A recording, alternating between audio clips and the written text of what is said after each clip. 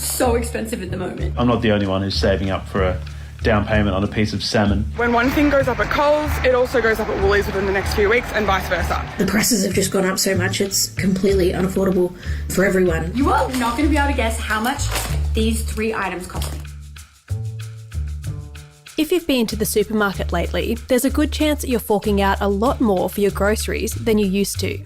That's because when inflation started to rise in 2021, the cost of getting products onto supermarket shelves went up with it. Energy prices, freight and shipping, raw materials, wages, all the things that go into making cereal or toilet paper or dishwashing liquid got more expensive. And so the manufacturers charged the supermarkets more. And then the supermarkets charged us more, and more, and more. Well, grocery costs are outpacing the overall inflation rate. Fresh food prices climbed to 10% in April, while dry grocery goods were up 9.4%. But now that inflation is on the wane, Coles wants a discount. So what we're reporting in today's Australian is that Coles has begun tapping some of its suppliers on the shoulders, asking for price cuts to the prices that they get charged by these suppliers. Eli Greenblat is a senior business reporter with The Australian. Now, it's only some suppliers at the moment, and Coles have gone to some of these suppliers asking for price cuts, some of which were up to about 14%, from what I've been told by some suppliers. And this is really a reversal of what we saw for the last few years, where suppliers were going to the supermarkets, Coles and Woolies, asking for price increases. And it comes just as supermarkets are feeling some heat over pricing. Now, the hope is that if Coles can win some price cuts from its suppliers, it will likely then pass on some of those cuts to shoppers in lower prices on the shelf. And that's something that's becoming more and more important these days with cost of living pressures. Coles says it was between a rock and a hard place when it put prices up. But then it, along with the nation's other major supermarket chain, Woolworths, posted record profits.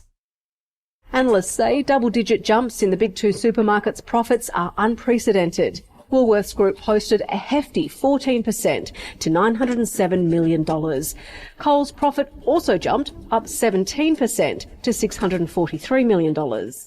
So is it fair for Coles to ask their suppliers to return the favour? It is tough, isn't it? What's fair and unfair and what's reasonable, what's unreasonable.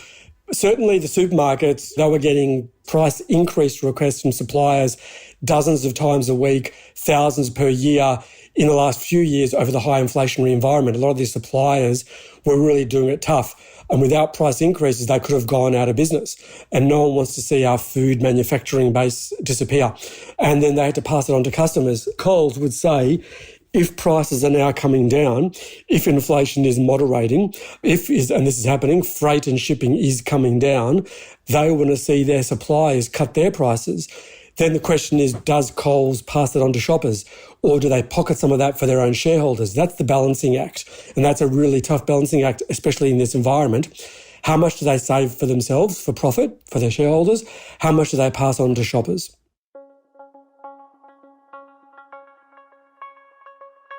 The how and why of groceries are priced is an opaque and complex system. But that lack of transparency has led consumers and some politicians to accuse Coles and Woolworths of price gouging.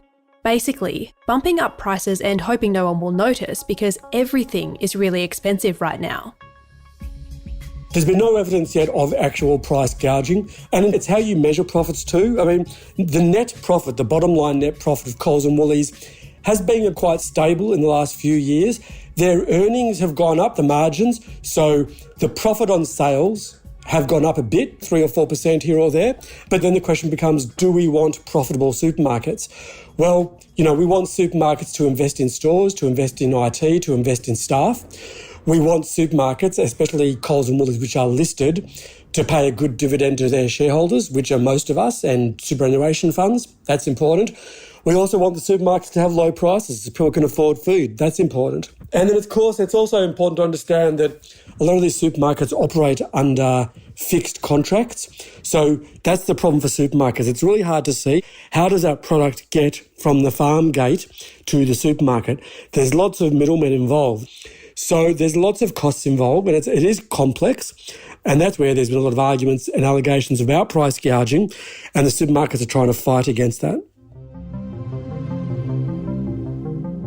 Coming up after the break, how everyone's trying to get to the bottom of what's going on at the supermarket checkout.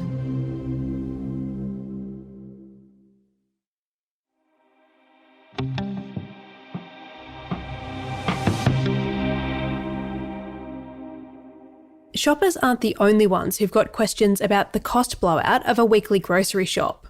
Politicians, unions and regulators want answers too. That's why not one, but 3 investigations into price gouging have got underway in recent months. The first was ordered by the Australian Council of Trade Unions and carried out by Alan Fells. He used to be the boss of the Australian Competition and Consumer Commission, or ACCC. In a report released last week, Fells said Australian industries are riddled with unfair pricing practices. My conclusion is that Australians are paying prices that are too high too often, and that the cause is weak and ineffective competition in too many sectors of the economy. Then, also last week, Treasurer Jim Chalmers formally directed the ACCC to investigate the supermarket sector. Here's PM Anthony Albanese at the National Press Club. The ACCC has significant powers, and it is the best and most effective body to investigate supermarket prices, to look at how things like online shopping, loyalty programs and changes in technology are impacting competition in the industry, and to examine the difference between the price paid at the farm gate and the prices that people are paying at the checkout. That investigation will look at the industry from all angles across supply, wholesale and retail. And all the while, supermarket bosses are being peppered with questions in a Senate inquiry led by the Greens. But it could be a while yet before we see any meaningful change on our dockets. The Senate inquiry that's going on right now, that has begun, and the ACCC inquiry, they're the most powerful ones because they're run by a regulator and by the Senate. And the question was, will either of them come out with recommendations that are adopted by the government and by Parliament? And are those recommendations then acted upon by government? So that's the ones to watch. In the meantime, Coles is plotting a charm offensive in an attempt to win back customers struggling under cost of living pressures. I think, from what I understand, this new round of them approaching suppliers for price cutting will help pave the way for some new sales, some new promotions. But I think the time is now right for Coles to really be out there pushing its credentials as low cost. And I think that begins with them getting some good deals from suppliers so they can then go to the shoppers with lower prices. So I think we're going to be seeing that soon. And do you think Woolies will follow suit? I think they may have to. It's actually a very competitive environment out there. Yes, there are Coles and Woolies, which are the 2 majors, but they are very competitive and they watch each other very closely. And I think if Coles acts on some really meaningful price cuts in some important food and grocery categories, I think Woolworths may have to match it.